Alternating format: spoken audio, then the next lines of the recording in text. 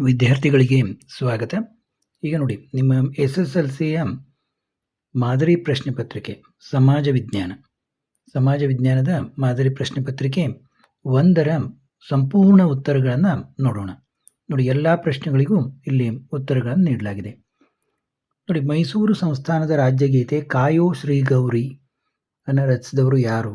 ಉತ್ತರ ಸಿ, ಬಸಪ್ಪ ಶಾಸ್ತ್ರಿ. ನೋಡಿ, ಕೇವಲ ಉತ್ತರವನ್ನು ಅಷ್ಟೇ ಮೆನ್ಷನ್ ಮಾಡಲಾಗಿದೆ. ಇಲ್ಲಿ 4 ಆಪ್ಷನ್ಗಳನ್ನು ಕೊಟ್ಟಿಲ್ಲ. ಪ್ರಥಮ ಮಹಾಯುದ್ಧವನ್ನು ಕೊನೆಗೊಳಿಸಿದ ಒಪ್ಪಂದ ವರ್ಸೆಲ್ಸ್ ಒಪ್ಪಂದ. ವಿಶ್ವಶಾಂತಿಯನ್ನು ಕಾಪಾಡುವ ಉದ್ದೇಶದಿಂದ ಸ್ಥಾಪನೆಯಾಗಿದ್ದ ಲೀಗ್ ಆಫ್ ನೇಷನ್ಸ್ ವಿಫಲವಾಗಲು ಕಾರಣ 2ನೇ ಮಹಾಯುದ್ಧದ ಪ್ರಾರಂಭ. ಕರ್ನಾಟಕದ ಉತ್ತರ ಕನ್ನಡ ಜಿಲ್ಲೆಯ ಸಲ್ಯಾನಿ ಗ್ರಾಮದಲ್ಲಿ ನಡೆದ ಪರಿಸರ ಚಳವಳಿ ಅಪ್ಪಿಕೋ ಚಳವಳಿ. ಇನ್ನು ಭಾರತದಲ್ಲಿ ನಿರ್ಗಮನ ಮನ್ಸೂನ್ ಮಾರುತಗಳ ಅವಧಿ ಅಕ್ಟೋಬರ್ ನವೆಂಬರ್. ಮಾರ್ಗಸೂಚಿ ಎಂದು ಕರೆಯಲ್ಪಡುವ ತಂತ್ರಜ್ಞಾನ GPS. ನಮ್ಮ ಸಂವಿಧಾನದ 73ನೇ ತಿದ್ದುಪಡಿಯ ಮೂಲಕ ಸ್ಥಳೀಯ ಸರ್ಕಾರ ಪದ್ಧತಿಯಲ್ಲಿ ಜಾರಿಗೆ ತರಲಾದ ಪಂಚಾಯತ್ ರಾಜ್ ವ್ಯವಸ್ಥೆ ಹೊಂದಿರುವುದು 3 ಹಂತಗಳನ್ನು ಹೊಂದಿದೆ. ಪಂಚಾಯತ್ ರಾಜ್ ವ್ಯವಸ್ಥೆ. ಉದ್ಯಮಶೀಲತೆಯ ಆಂಗ್ಲ ಪದವಾದ ಎಂಟ್ರಪ್ರೆಂಡೆ ಬಂದಿರುವುದು ಫ್ರೆಂಚ್ ಭಾಷೆಯಿಂದ. ಇನ್ನು ಭಾರತವನ್ನು ಒಡೆದು ಆಳಲು ಬ್ರಿಟಿಷರು 1909ರ ಭಾರತೀಯ ಪರಿಷತ್ ಕಾಯ್ದೆಯನ್ನು ಹೇಗೆ ಬಳಸಿಕೊಂಡರು? ನೋಡಿ, ಮುಸ್ಲಿಮರಿಗೆ ಪ್ರತ್ಯೇಕ ಚುನಾವಣಾ ಮತಗಟ್ಟೆಯ ವ್ಯವಸ್ಥೆಯನ್ನು ಜಾರಿಗೆ ತರುವುದರ ಮೂಲಕ ಭಾರತವನ್ನು ಒಡೆದು ಆಳಲು ಬ್ರಿಟಿಷರು 1909ರ ಭಾರತೀಯ ಪರಿಷತ್ ಕಾಯ್ದೆಯನ್ನು ಬಳಸಿಕೊಂಡರು. ಅಂದರೆ ಮುಸ್ಲಿಮರಿಗೆ ಪ್ರತ್ಯೇಕ ಚುನಾವಣಾ ಮತಗಟ್ಟೆ ವ್ಯವಸ್ಥೆಯನ್ನು ಜಾರಿಗೆ ತಂದರು. ಗೋಬೆಲ್ಸ್ ಹೆಸರಿನ ವಿಶೇಷ ಮಂತ್ರಿಯನ್ನು ಏಕೆ ನೇಮಿಸಿದನು ಹಿಟ್ಲರ್? ನೋಡಿ, ಏಕೆ ನೇಮಿಸಿದ ಅಂದರೆ ಜನಾಂಗೀಯ ದ್ವೇಷವನ್ನು ಪ್ರಸಾರ ಮಾಡಲಿಕ್ಕೆ ಆತ ಗೋಬೆಲ್ಸ್ ಹೆಸರಿನ ವಿಶೇಷ ಮಂತ್ರಿಯನ್ನು ನೇಮಕ ಮಾಡಿದ. ವಿಶ್ವಸಂಸ್ಥೆಯ ದತ್ತಿ ಸಮಿತಿಯು ತನ್ನ ಪ್ರಸ್ತುತತೆಯನ್ನು ಕಳೆದುಕೊಂಡಿದೆ ಏಕೆ? ಏಕೆಂದರೆ ಇಂದು ಯಾವ ಭೂಪ್ರದೇಶವೂ ಈ ಸಮಿತಿಯ ಆಡಳಿತಕ್ಕೆ ಒಳಪಟ್ಟಿಲ್ಲ. ಪೂರ್ವಾಗ್ರಹ ಅಂದರೆ ಏನು ವ್ಯಾಖ್ಯಾನಿಸಿದರೆ, ಒಬ್ಬ ವ್ಯಕ್ತಿ ಅಥವಾ ಒಂದು ಸಮೂಹದವರ ಬಗ್ಗೆ ಹೊಂದಿರಬಹುದಾದ ಪೂರ್ವ ನಿರ್ಧಾರಿತ ಮನೋಭಾವನೆಯೇ ಪೂರ್ವಾಗ್ರಹ. ಅಂದರೆ ಒಂದು ಪೂರ್ವ ನಿರ್ಧಾರಿತ ಮನೋಭಾವನೆಯನ್ನು ನಾವು ಹೊಂದಿರ್ತೀವಿ. MRPL ವಿರುದ್ಧದ ಚಳವಳಿಯನ್ನು ಏಕೆ ಹಮ್ಮಿಕೊಳ್ಳಲಾಯಿತು? ತೈಲ ಕಾರ್ಯಾಗಾರದಿಂದ ಹೊರಬರುವ ರಾಸಾಯನಿಕ ಅಂಶಗಳಿಂದ ಪರಿಸರ ನಾಶವಾಗುತ್ತದೆ ಎಂದು MRPL ವಿರುದ್ಧದ ಚಳವಳಿಯನ್ನು ಹಮ್ಮಿಕೊಳ್ಳಲಾಯಿತು. ಮುಂಬೈಯನ್ನು ಭಾರತ ಮ್ಯಾಂಚೆಸ್ಟರ್ ಎಂದು ಏಕೆ ಕರೆಯುತ್ತಾರೆ? ಏಕೆಂದರೆ ಅದು ಭಾರತದಲ್ಲಿಯೇ ಅತಿ ಹೆಚ್ಚು ಹತ್ತಿ ಗಿರಣಗಳನ್ನು ಹೊಂದಿದೆ. ಭಾರತೀಯ ರಿಸರ್ವ್ ಬ್ಯಾಂಕನ್ನು ಬ್ಯಾಂಕ್ಗಳ ಬ್ಯಾಂಕ್ ಎಂದು ಏಕೆ ಕರೆಯುತ್ತಾರೆ? ಭಾರತದಲ್ಲಿ ಬ್ಯಾಂಕ್ಗಳ ಎಲ್ಲ ಚಟುವಟಿಕೆಗಳನ್ನು ಭಾರತೀಯ ರಿಸರ್ವ್ ಬ್ಯಾಂಕ್ ನಿಯಂತ್ರಿಸುತ್ತದೆ. ಕೇಂದ್ರ ಸರ್ಕಾರದ ಮುಂಗಡ ಪತ್ರವನ್ನು ಲೋಕಸಭೆಯಲ್ಲಿ ಯಾರು ಮಂಡಿಸುತ್ತಾರೆ? ಕೇಂದ್ರ ಹಣಕಾಸು ಸಚಿವರು. ನೋಡಿ, ವಿದ್ಯಾರ್ಥಿಗಳೇ ಗಮನಿಸಿ, ನೀವು SSLC ವಿದ್ಯಾರ್ಥಿಯಾಗಿರ್ಬೋದು ಅಥವಾ ಸೆಕೆಂಡ್ PUC ವಿದ್ಯಾರ್ಥಿಗಳಾಗಿರ್ಬೋದು. ನೀವು ವಾಟ್ಸಪ್ನಲ್ಲಿ ಹಾಯ್ ಅಂತ ಮೆಸೇಜ್ ಮಾಡಿ ಮತ್ತು ನಾನು ರಿಪ್ಲೈ ಮಾಡ್ತೀನಿ ನಿಮಗೆ. ನಿಮ್ಮ ತರಗತಿ ಮಾಧ್ಯಮ ಕನ್ನಡ ಅಥವಾ ಇಂಗ್ಲೀಷ್ ಹಾಗೂ ನೀವು ತೆಗೆದುಕೊಂಡಿರುವ ವಿಷಯ. ನೋಡಿ, ನೀವು ಆರ್ಟ್ಸು, ಸೈನ್ಸು, ಕಾಮರ್ಸು ಹೀಗೆ ಯಾವ ವಿಷಯ ತೊಗೊಂಡಿರ್ತೀರಿ, ಒಂದು ವೇಳೆ ನೀವು PUC ವಿದ್ಯಾರ್ಥಿಯಾಗಿದ್ದರೆ ವಿಷಯಗಳನ್ನು ತಿಳಿಸಿ. ಕೇವಲ 99 ರೂಪೀಸ್ಗಳನ್ನು ನೀವು ಫೋನ್ಪೇ, ಗೂಗಲ್ ಪೇ ಅಥವಾ ಯಾವುದೇ UPI ಮೂಲಕ ನನ್ನ ನಂಬರ್ಗೆ ಈ 9481526540 ಇದಕ್ಕೆ ಕಳಿಸಿ ಸದಸ್ಯರಾದರೆ ನಿಮಗೆ ಪ್ರಶ್ನೆ ಪತ್ರಿಕೆಗಳು ಮತ್ತು ಉತ್ತರಗಳ PDF ಮತ್ತು ನಿಮ್ಮ ಪರೀಕ್ಷೆಗೆ ಉಪಯುಕ್ತವಾಗುವ ವಿವಿಧ ವಿಷಯಗಳ ನೋಟ್ಸನ್ನು ಕಳಿಸಲಾಗುವುದು. ನೋಡಿ, ಅಂದರೆ ನಾನು ನಿಮಗೆ ಎಲ್ಲ ವಿಷಯಗಳ ನೋಟ್ಸ್ಗಳನ್ನು ಕಳಿಸ್ತೀನಿ ಅಂತಲ್ಲ, ನನ್ನ ಹತ್ತಿರ ಏನೇನು ಲಭ್ಯವಿದೆ ಮ್ಯಾಕ್ಸಿಮಮ್ ಆಗಿ ಆ ವಿಷಯಗಳ ಎಲ್ಲ ನೋಟ್ಸ್ಗಳನ್ನು ನಿಮಗೆ ಕಳಿಸ್ತೀನಿ. ಇನ್ನು ಪ್ರತಿಯೊಂದು ಪ್ರಶ್ನೆಗೂ 2ರಿಂದ 4 ವಾಕ್ಯಗಳಲ್ಲಿ ಅಥವಾ ಅಂಶಗಳಲ್ಲಿ ಉತ್ತರಿಸಿದ್ದಾರೆ. ನೋಡಿ, ಸಾರ್ವಜನಿಕ ಆಡಳಿತದ ಉಪಯೋಗಗಳನ್ನು ಪಟ್ಟಿ ಮಾಡಿ ಅಂತಂದಿದ್ದಾರೆ.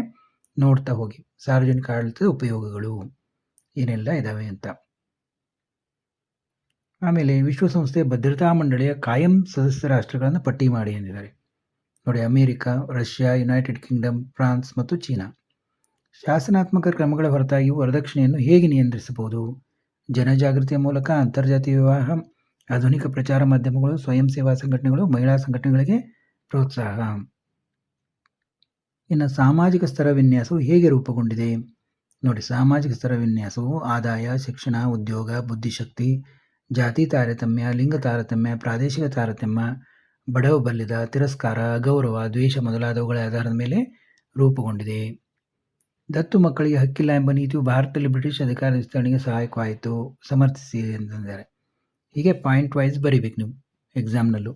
ಯಾವುದೇ ಭಾರತೀಯ ರಾಜನು ಮಕ್ಕಳಿಲ್ಲದೆ ಸತ್ತರೆ ಅವನ ದತ್ತುಪುತ್ರನಿಗೆ ಅಧಿಕಾರ ಉತ್ತರಾಧಿಕಾರದ ಹಕ್ಕಿರಲಿಲ್ಲ ಅಂತ ರಾಜ್ಯವನ್ನು ಬ್ರಿಟಿಷ್ ಸಾಮ್ರಾಜ್ಯದಲ್ಲಿ ಸೇರಿಸಿಕೊಳ್ಳಲಾಗಿತ್ತು. ಯಾವ್ಯಾವ್ದು ನೋಡಿ: ಸತಾರ, ಜೈಪುರ್, ಸಂಬಲ್ಪುರ್, ಉದಯ್ಪುರ್, ಝಾನ್ಸಿ, ನಾಗ್ಪುರಗಳು ಬ್ರಿಟಿಷರ ವಶವಾದವು. ಸ್ವಾತಂತ್ರ್ಯ ನಂತರದಲ್ಲಿ ಭಾರತವು ಎದುರಿಸಿದ ಸಮಸ್ಯೆಗಳು ಯಾವ್ಯಾವು: ನಿರಾಶ್ರಿತ ಸಮಸ್ಯೆ, ಕೋಮು ಗಲಭೆಗಳು, ಸರ್ಕಾರದ ರಚನೆ, ದೇಶೀಯ ಸಂಸ್ಥಾನಗಳ ವಿಲೀಕರಣ, ಆಹಾರದ ಉತ್ಪಾದನೆ, ಕೃಷಿ ಮತ್ತು ಕೈಗಾರಿಕೆ ಅಭಿವೃದ್ಧಿ, ಕೋಮುವಾದ, ಪ್ರಾದೇಶಿಕವಾದ, ಅನಕ್ಷರತೆ, ಬಡತನ, ಭ್ರಷ್ಟಾಚಾರ, ಲಾಭಕೋರತನ, ಕಳ್ಳ ಸಾಗಾಣಿಕೆ. ನೋಡಿ, ಮಳೆ ನೀರು ಕೊಯ್ಲಿನ ವಿಧಗಳು ಯಾವುವು: ಮಳೆ ಬಿದ್ದ ಸ್ಥಳದಲ್ಲಿ ನೀರನ್ನು ಸಂಗ್ರಹಿಸುವುದು, ಮಳೆ ಬಿದ್ದ ನಂತರ ಹರಿಯುವ ನೀರನ್ನು ಸಂಗ್ರಹಿಸುವುದು. ತೋಟಗಾರಿಕೆ ಮತ್ತು ಪುಷ್ಪ ಬೇಸಾಯಗಳು ಭಾರತೀಯ ರೈತರ ಅಭಿವೃದ್ಧಿಗೆ ಸಹಾಯ ಮಾಡಿವೆ. ಸಮರ್ಥಿಸಿ. ನೋಡು, ಹೆಚ್ಚು ವಾಣಿಜ್ಯ ಮಾದರಿ ಬೆಳೆಗಳಾಗಿವೆ, ಅಲ್ಪಾವಧಿ ಬೆಳೆಗಳಾಗಿವೆ. ಸರ್ಕಾರವು ಹೆಚ್ಚು ಪ್ರಾಮುಖ್ಯತೆ ನೀಡುತ್ತದೆ, ಅಪಾರ ಪ್ರಗತಿಯನ್ನು ಸಾಧಿಸಿವೆ, ರೈತರ ಆದಾಯ ವೃದ್ಧಿಸಲು ಪೂರಕವಾಗಿವೆ. ಹಸಿರು ಕ್ರಾಂತಿಯು ಹಲವಾರು ಅಂಶಗಳಿಂದ ಪ್ರಭಾವಿತವಾಗಿತ್ತು. ಸಮರ್ಥಿಸ್ರಿ ಎಂದಿದ್ದಾರೆ. ತೀವ್ರ ಬರಗಾಲ, ಆಹಾರ ಧಾನ್ಯಗಳ ಕೊರತೆ, ಹೆಚ್ಚು ಇಳುವರಿ ಕೊಡುವ ಬೀಜಗಳು, ರಾಸಾಯನಿಕ ಗೊಬ್ಬರಗಳ ಬಳಕೆ, ಕ್ರಿಮಿನಾಶಕಗಳ ಬಳಕೆ, ನೀರಾವರಿ ಸೌಲಭ್ಯಗಳ ಬಳಕೆ, ಸಹಾಯಧನ ವ್ಯವಸ್ಥೆ ಇವೆಲ್ಲದರಿಂದ ಅದು ಪ್ರಭಾವವಾಗಿತ್ತು. ಕಡಿಮೆ ಬಡ್ಡಿ ದರದಲ್ಲಿ ಸಾಲ, ಉಗ್ರಾಣಗಳ ವ್ಯವಸ್ಥೆ, ಶೈತ್ಯಾಗಾರಗಳ ವ್ಯವಸ್ಥೆ ಇತ್ಯಾದಿ. ಇನ್ನು ಗ್ರಾಹಕರ ಸಂರಕ್ಷಣಾ ಕಾಯ್ದೆಯು ಗ್ರಾಹಕರ ಹಿತರಕ್ಷಣೆಯನ್ನು ಹೇಗೆ ಮಾಡುತ್ತದೆ? ನೋಡಿ, ಗ್ರಾಹಕ ಸಂರಕ್ಷಣಾ ಕಾಯ್ದೆ ಸುರಕ್ಷತೆ ಮತ್ತು ಗುಣಮಟ್ಟಕ್ಕೆ ಮೊದಲು ಪ್ರಾಶಸ್ತ್ಯವನ್ನು ನೀಡುತ್ತದೆ. ಅಪಾಯಕಾರಿ ವಸ್ತುಗಳ ತಯಾರಿಕೆ ಮತ್ತು ಮಾರಾಟವನ್ನು ತಪ್ಪಿಸುವುದು, ಮಾರುಕಟ್ಟೆಯಲ್ಲಿ ನಡೆಯಬಹುದಾದ ಅನುಚಿತ ವ್ಯವಹಾರ ಪದ್ಧತಿಗಳನ್ನು ತಡೆಗಟ್ಟುವುದು, ಗುಣಮಟ್ಟ, ಅಳತೆ, ತೂಕ, ಬೆಲೆ ಇತ್ಯಾದಿಗಳ ಮೇಲೆ ನಿಗಾ ವಹಿಸುವುದು, ಬಳಕೆದಾರರು ತಾವು ಖರೀದಿಸುವ ವಸ್ತು ಮತ್ತು ಸೇವೆಗಳಿಂದ ತೊಂದರೆಗೊಳಗಾದಲ್ಲಿ ಅವರಿಗೆ ಸೂಕ್ತ ಪರಿಹಾರ ಕೊಡಿಸುವುದು, ಗ್ರಾಹಕ ಶಿಕ್ಷಣ ನೀಡುವ ಮೂಲಕ ಜನರಲ್ಲಿ ಜಾಗೃತಿ ಮೂಡುವುದು, ಸರಕುಗಳ ಆಯ್ಕೆ ಹಕ್ಕು, ಸರಕುಗಳ ಬಗ್ಗೆ ಮಾಹಿತಿ ಹಕ್ಕು, ಗ್ರಾಹಕರ ಶೋಷಣೆ ವಿರುದ್ಧದ ಹಕ್ಕು, ಮೋಸ ವಂಚನೆ ವಿರುದ್ಧ ಹಕ್ಕುಗಳನ್ನು ನೀಡಿ ಗ್ರಾಹಕರ ಹಿತರಕ್ಷಣೆಯನ್ನು ಮಾಡ್ತದೆ. ಇನ್ನು ನೋಡಿ, ಈ ಪ್ರಶ್ನೆಗಳಿಗೆ 6 ವಾಕ್ಯ ಅಂಶಗಳಲ್ಲಿ ಉತ್ತರಿಸಿರಿ ಎಂದರೆ ಭಾರತಕ್ಕೆ ಹೊಸ ಜಲಮಾರ್ಗವನ್ನು ಕಂಡುಹಿಡಿಯಲು ಕಾರಣವಾದ ಅಂಶಗಳನ್ನು ಬರೆಯಿರಿ, ವಿವರಿಸಿ ಅಂತಂದಿದ್ದಾರೆ. ಒಂದೊಂದಕ್ಕೆ 9 ಅಂಕ.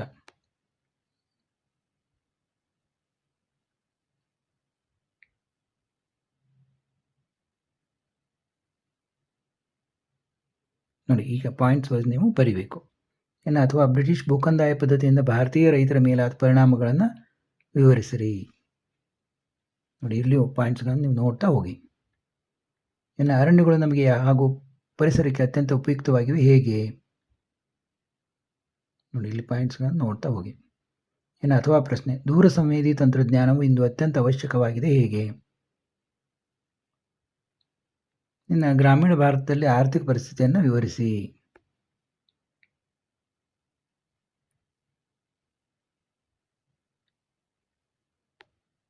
ನೆಕ್ಸ್ಟ್ ನೋಡಿ, ಕೇಂದ್ರ ಸರ್ಕಾರದ ತೆರಿಗೆಯೇತರ ಆದಾಯದ ಮೂಲಗಳನ್ನು ವಿವರಿಸಿ. ಇವೆಲ್ಲ ಪ್ರಶ್ನೆಗಳು, ಇದು ಉತ್ತರ. ಅಂಚೆ ಕಚೇರಿಗಳು ನಡೆಸುವ ಆರ್ಥಿಕ ವ್ಯವಹಾರಗಳು ಯಾವುವು? ನೋಡಿ, ಆರ್ಥಿಕ ರಾಷ್ಟ್ರೀಯ ಉಳಿತಾಯ ಪತ್ರ, ಅಂಚೆ ಉಳಿತಾಯ ಖಾತೆ, ಕಿಸಾನ್ ವಿಕಾಸ್ ಪತ್ರ, ಅಂಚೆ ವಿಮೆ ಯೋಜನೆ, ನಿವೃತ್ತಿ ಯೋಜನೆ, ಹಣವನ್ನು ವರ್ಗಾಯಿಸುವುದು. ದೇಶದ ಆರ್ಥಿಕ ಅಭಿವೃದ್ಧಿಯಲ್ಲಿ ಉದ್ಯಮಿಗಳು ವಹಿಸುವ ಪಾತ್ರವೇನು? ನೋಡಿ, ಉದ್ಯಮಿಗಳು ಏನೇನು ಮಾಡ್ತಾರೆ ಹೀಗೆ ಪಾಯಿಂಟ್ಸ್ ವೈಸ್ ಬರೀಬೇಕು. ಶ್ರೀ ನಾರಾಯಣ ಗುರು ಧರ್ಮ ಪರಿಪಾಲನಾ ಯೋಗಂ ಜಾರಿಗೆ ತಂದ ಸುಧಾರಣಾ ಕಾರ್ಯಗಳಾವು?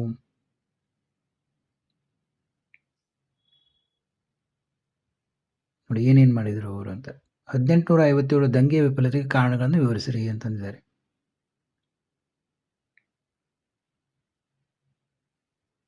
ಭಾರತ ಸರ್ಕಾರವು ಭಯೋತ್ಪಾದನೆ ಸವಾಲನ್ನು ಹೇಗೆ ನಿಗ್ರಹಿಸುತ್ತದೆ? ಸಂಘಟಿತ ವಲಯದ ಕೆಲಸಗಾರರು ಮತ್ತು ಅಸಂಘಟಿತ ಕೆಲಸಗಾರರ ನಡುವಿನ ವ್ಯತ್ಯಾಸಗಳನ್ನು ಗುರುತಿಸಿರಿ. ಯಾವುದಾದ್ರೂ 3 ವ್ಯತ್ಯಾಸಗಳನ್ನು ಅಂದಿದ್ದಾರೆ. ಇಲ್ಲಿ ವ್ಯತ್ಯಾಸಗಳನ್ನು ನೀಟಾಗಿ ಬರೆಯಲಾಗಿದೆ. ನೋಡಿ, ಭೂಕುಸಿತಕ್ಕೆ ಕಾರಣಗಳೇನು? ಆಮೇಲೆ ಭಾರತ ಸ್ವಾತಂತ್ರ್ಯ ಹೋರಾಟದಲ್ಲಿ ಬುಡಕಟ್ಟು ದಂಗೆಗಳ ಪಾತ್ರವನ್ನು ವಿವರಿಸಿರಿ. ನೋಡಿ, 8 ಅಥವಾ ವಾಕ್ಯ ಅಥವಾ ಅಂಶಗಳಲ್ಲಿ ಉತ್ತರಿಸಿ. ನೋಡಿ, ಈ ರೀತಿ 8 ಅಂಶಗಳನ್ನು ಬರೆಯಬೇಕು ನೀವು. ದಯಾನಂದ ಸರಸ್ವತಿಯವರ ಕೊಡುಗೆಗಳನ್ನು ವಿವರಿಸಿರಿ. ಮಣ್ಣಿನ ಸವೆತವನ್ನು ತಡೆಗಟ್ಟುವ ವಿಧಾನಗಳಾವುವು? ಅಥವಾ ಕೈಗಾರಿಕೆಗಳ ಸ್ಥಾನೀಕರಣದ ಮೇಲೆ ಪ್ರಭಾವ ಬೀರುವ ಅಂಶಗಳಾವುವು? ಇನ್ನು ನಾಲ್ವಡಿ ಕೃಷ್ಣರಾಜ ಒಡೆಯರ್ ಸಾಧನೆಗಳನ್ನು ವಿವರಿಸಿ. ಬಹಳಷ್ಟು ಸಾರಿ ಕೇಳಿದ್ದಾರೆ ಇದನ್ನು. ಇನ್ನು ಭ್ರಷ್ಟಾಚಾರವನ್ನು ನಿಯಂತ್ರಿಸಲು ಸರ್ಕಾರವು ಕೈಗೊಂಡಿರುವ ಕ್ರಮಗಳನ್ನು ವಿವರಿಸಿರಿ.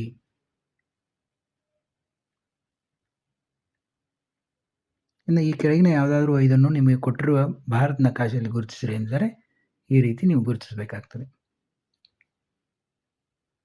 ನೋಡಿ ಯಾವುದಾದರೂ 5 ಅಂದಿದ್ದಾರೆ, ಎಲ್ಲವನ್ನೂ ಕೊಟ್ಟಿದ್ದಾರೆ ಅವರು. ನೀವು ಇದನ್ನು ನೋಡಿಕೊಂಡು ಪ್ರಾಕ್ಟೀಸ್ ಮಾಡಬೇಕು, ಯಾವ್ಯಾವು ಎಲ್ಲೆಲ್ಲಿ ಬರ್ತವೆ ಅನ್ನೋದನ್ನು. ಇನ್ನು ವಿಕಲಚೇತನ ವಿದ್ಯಾರ್ಥಿಗಳಿಗಿದೆ. ಮತ್ತೆ ಮುಂದಿನ ವಿಷಯದೊಂದಿಗೆ ಭೇಟಿಯಾಗೋಣ.